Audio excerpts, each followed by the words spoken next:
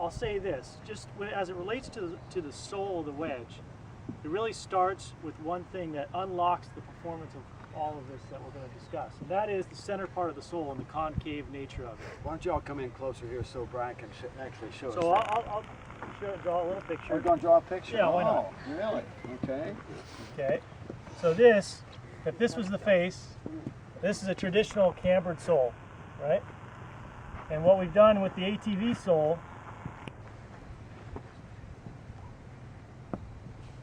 is there's obviously lots of different facets to the bottom of the sole, and each one is used for the different shots that you play, because your hand position and the way you control the face is going to be different for the different shots.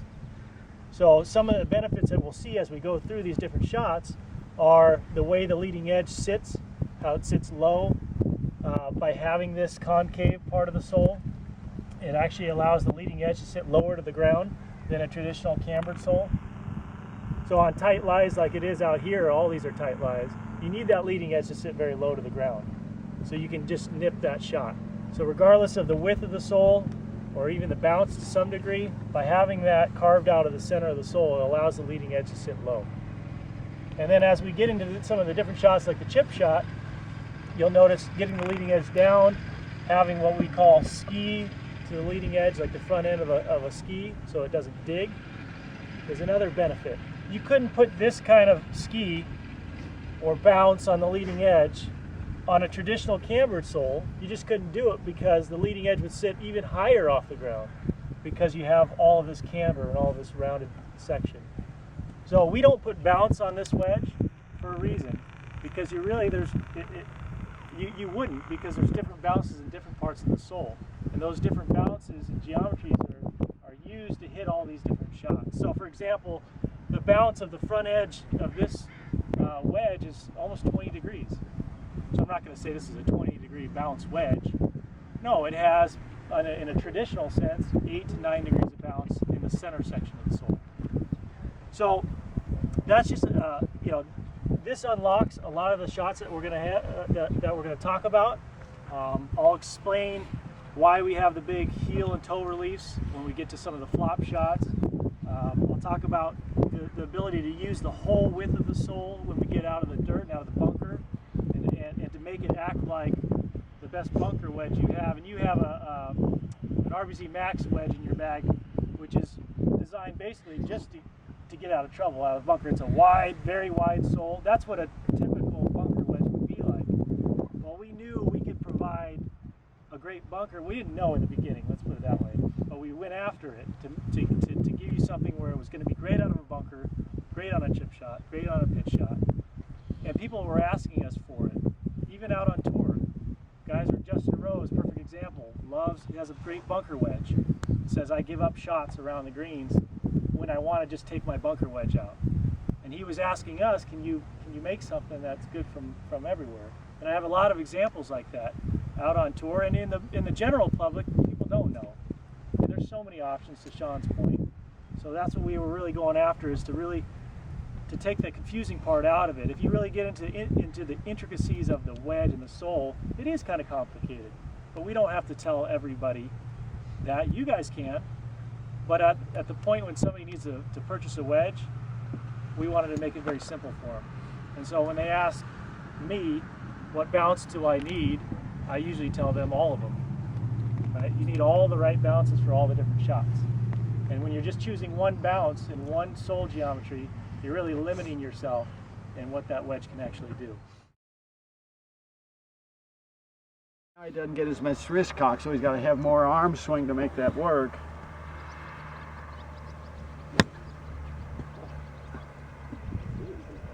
It's got a lot of spin on it too. Yeah. And where the ATV comes into play and why it works like that is that, again, that concave sole, the whole width of that of the back trailing edge of the sole comes into play when you're coming out of a bunker. So because it's concave, you add to what we call as the effective bounce. Okay, there's the number that we could give you, which we're not going to give you because it doesn't do it justice. And then there's the effective bounce of the concave and width of that sole. And so around the office, in fact, I just got reminded of this last night when we had one of the early prototypes that we first felt and discovered that we had something. Harry Arnett, who I'm not sure if you know, works for our company, came up here to Bandon Dunes and took it up with him. And he came back and he was raving about the product. And what did he call it, Mike?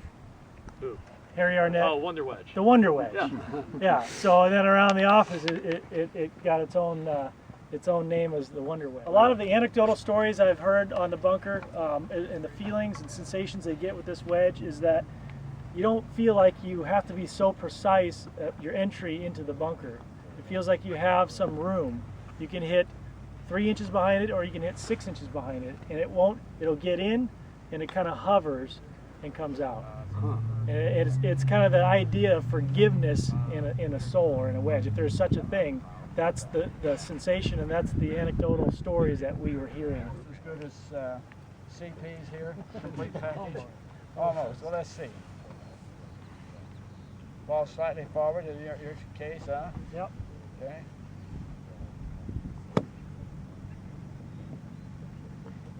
Not too bad.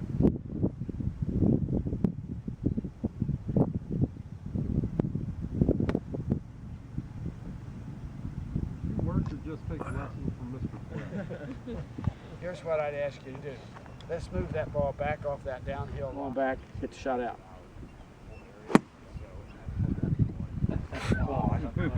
He's not really that good, Coach, but no, I think that's one of the hardest shots in golf. And David, that's where our instincts can really mislead us. We want to get that ball high, and so what Brian did there that scared the hell out of me, he got the ball forward. He stands, he can't get the swing vertical enough, can he? When the ball's that much forward. I'm asking, you're getting better. Huh? No, I'm teasing that. You know, so much of the game is counterintuitive, and if we don't understand what we've got to do, we start down a road we can't get better because we're not using the instrument. I want to see that one more time. That was leaning left. You're going to feel like your swing's a little more vertical, won't you? Yep. And that's exactly what you want, so the club will dig and go down underneath the ball. Folks, you don't realize how good that is on that downhill lie. That's pretty damn impressive. Anything that would even stay on that green from this lie. What should we do to get better here, Mr. McAllister, you think? Practice the shot that put us here, because we shouldn't be here. Brian's talked a lot about the ground interaction. What we haven't heard anything about yet is actually where you hit the ball, which is the face, right? And so all these things that we try to do with the wedge and get it positioned properly and the face angle and, you know, adding loft, taking loft away, hitting it from various conditions, I mean, it's all predicated on the face working the way it needs to work and interacting with the ball and grabbing it in the right way. This product, this is the best performing face we've ever designed in a wedge. And so let me tell you why that is. There's a few things going on. So when we talk about performance in wedge, obviously we've talked all morning about launch conditions, right? Trajectory, which is, you know, launch angle on the ball. We've talked about spin generation and having it do the things we want to do. So there's really three things about the face of a wedge that make that work. One is the loft itself, right? And so there were plenty of examples today of, you know, scooping it, getting more loft, and controlling distance with trajectory, and then keeping it forward and more of a descending blow to take loft away. That's absolutely works, but you need the other two factors to also help control and bring consistency to how the ball comes off the face. And that's why we have grooves, and that's why we have roughness on the face of a wedge. That's culminated in this groove being our most aggressive groove that we've ever produced that's still conforming. And we've tested this with our tour players over and over and over. We've gone from wedges that maybe spun maybe 70% up to where we were in the past to now we're almost back to the same performance that we had prior to the rule change. So that's saying a lot. So just put some numbers if you hit a wedge shot, 56-degree wedge from a nice clean lie, a dry condition, a good player can expect to get 10,000, 11,000 RPMs of spin from that type of condition. You go into the rough, and that can be cut by almost half. Okay, and so in the rough is where we do a lot of testing, because that's where the groove has the most. A difference in edge radius of 1/1000th of an inch. Okay, so the diameter of a human hair is 2/1000ths of an inch, so half that. That change on the edge of a groove can change the RPM by 1,000 RPMs. Okay, so that's amazing. So that puts a lot of pressure on the design of the groove and the making of the groove, because no one wants to give up 1,000 RPM of spin if they can. Engineered roughness. So we wanted the face to be rough, but we wanted it to be consistent across the face. Now, we actually started working on this a long time even before the rule changed, because we thought it was a good idea, and then as we dug deeper into it, we said, this is darn hard to do. It's hard to make it, it's hard to design it. So we've been working on it for a number of years. And just a little bit on the performance before I show you what we did. Roughness is kind of, like I said, the last 10% of performance that you can grab is through roughness, right? So loft is important, obviously, right? You got to hit it obliquely to make it do what you want to do. You need the groove, right, to grab. And roughness is sort of that last 10%. And particularly think about it in some of these shots these guys are hitting today, when it's not full speed, it's not high velocity. You're not compacting the ball as much as you can, right? So a little bit the slower speed you hit, the more you rely on the roughness, because you're not engaging the groove, right? Would you agree, Mr. White? Absolutely, that's well said. Yep. So a premium on thinking about roughness and doing it better.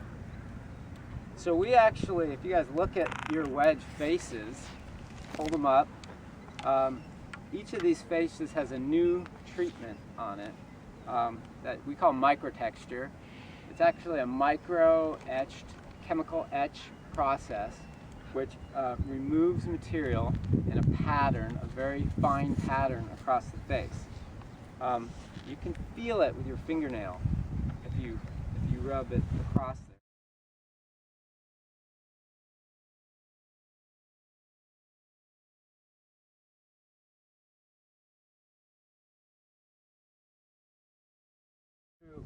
Hundreds of iterations of this, believe it or not, you know, with twice the density of these, half of these, different angles, you know, square, not square, and we did, you know, hundreds of tests to determine, okay, which gives us those things we want, right?